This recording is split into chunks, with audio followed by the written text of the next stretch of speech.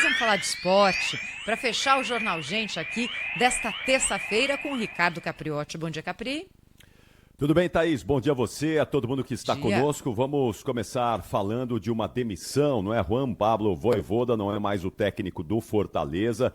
Ele era o segundo técnico mais longevo na história do futebol brasileiro, atrás apenas do Abel Ferreira no Palmeiras, mas ontem não resistiu à derrota no Clássico para o Fortaleza no fim de semana pelo Campeonato Brasileiro e acabou sendo demitido pela direção do Fortaleza. Dois nomes são cotados para assumir o tricolor do Ceará.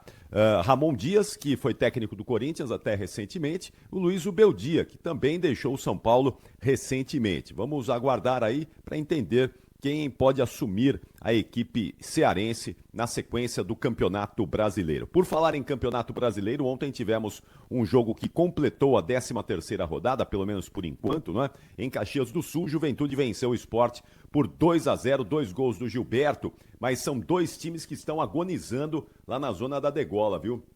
O Juventude é o 17º colocado com 11 pontos e o Sport, o Lanterninha, com apenas 3 pontos. O Sport ainda não venceu nesse Campeonato Brasileiro, jogou 12 vezes e não venceu nenhuma partida. E olha, é bom o Santos e São Paulo também ficarem atentos, Thaís, porque o Santos é o 16º colocado com os mesmos 11 pontos do Juventude. A diferença aí é o saldo de gols. E o São Paulo tem 12 pontos, só um acima da zona da degola. Amanhã começa mais uma rodada do Brasileirão, vem aí a 14ª rodada e mais disso a gente fala nesta quarta-feira. Hoje vamos ter jogos, mas jogos por aquela fase preliminar da Copa Sul-Americana. São times que terminaram na segunda posição, times que vieram da Libertadores da América e lutam para entrar na fase oitavas de final da Copa Sul-Americana. Então hoje vamos ter às 7 da noite o Central Córdoba contra o Cerro Largo e depois dois brasileiros em ação. Às 9h30 da noite o Bahia recebe o América de Cali.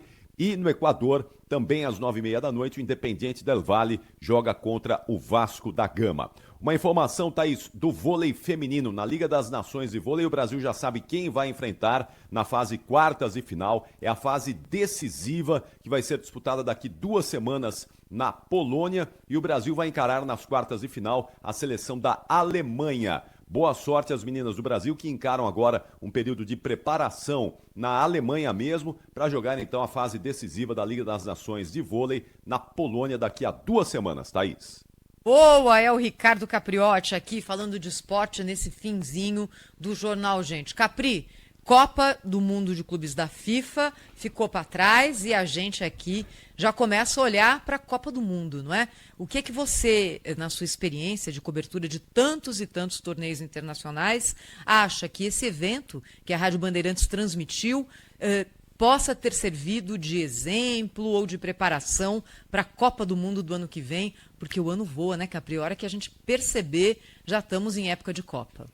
Exatamente, Thaís. Bom, duas coisas, né? Primeiro que a Copa do Mundo de Clubes foi um sucesso. Real Madrid já está solicitando à FIFA que a competição aconteça a cada 2 anos. Veja só que coisa, né? Ninguém queria participar dessa Copa, Thaís. Os clubes europeus reclamaram, bateram o pé. Olha, é fim de temporada, O Capri, a gente precisa de férias. Oi, não Thaís. dá para fazer aqui no Brasil, não? Então, o Brasil é candidato a sediar a próxima Copa do Mundo de Clubes da FIFA. O presidente Samir Chaude, da CBF, esteve agora nos Estados Unidos e falou diretamente ao presidente da FIFA, Gianni Infantino, que o Brasil é candidato a sediar a competição. Inicialmente, essa Copa está marcada para 2029, a segunda edição, né? Daqui a 4 anos. Mas, como eu vinha dizendo, o Real Madrid já solicitou à FIFA que faça essa competição, coloque aí no calendário a cada 2 anos. E é incrível porque ninguém queria, os clubes europeus principalmente, são os grandes protagonistas dessa competição, eles não queriam participar. Mas, ao final da competição, depois de um mês, todos se encantaram, não é? Pela Copa do Mundo de Clubes da FIFA.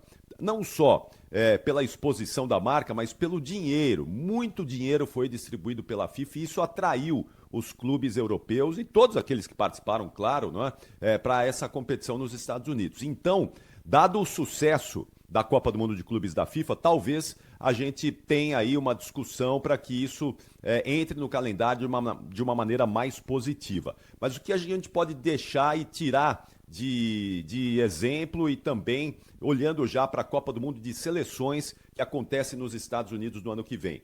A FIFA esteve muito próxima da cúpula americana ali, vocês viram e acompanharam no domingo, o presidente Donald Trump esteve ao lado do presidente Gianni Infantino durante todo o jogo, toda a final entre Chelsea e PSG, lá no MetLife Stadium, e essa aproximação ela é estratégica porque os Estados Unidos, a gente tem acompanhado aí toda a questão de entrada, torcedores entrando nos Estados Unidos, talvez possa haver uma dificuldade. Então, a cúpula da FIFA está se aproximando do governo americano exatamente para poder viabilizar isso da melhor maneira possível. Alguns problemas vão ter que ser corrigidos, né? Talvez questão de horário de jogo, adaptação para a questão da temperatura, aquela coisa dos jogos que foram interrompidos lá nos Estados Unidos por conta de tempestades, de raios, de trovões, porque é um protocolo americano evacuar as arquibancadas dos estádios quando isso acontece. Talvez vai ter que ser discutido, mas o fato é que alguns exemplos e algumas lições que ficaram dessa Copa do Mundo de Seleções, dessa Copa do Mundo de Clubes, vai ser transferida no ano que vem para a Copa do Mundo de Seleções. Mas o fato, Thaís, é que essa competição de 32 clubes foi um sucesso e agora a gente fica aí. Não tem calendário, não é? Mas vamos ver se a FIFA consegue acomodar de alguma maneira para que essa competição aconteça a cada 2 ou a cada 4 anos. Mas o Brasil é candidato a ser sede da Copa do Mundo de Clubes da FIFA, junto com Marrocos, Espanha, o Catar também já se manifestou querendo sediar a competição e a Austrália. Vamos ver quando é que a FIFA vai divulgar qual país terá a primazia, não é, de sediar essa competição, que foi muito legal. Queremos a cada 2 anos com a próxima aqui no Brasil. Obrigada, Ricardo Capriotti. Um beijo, hein? Até amanhã. Bom dia, boa terça a todos.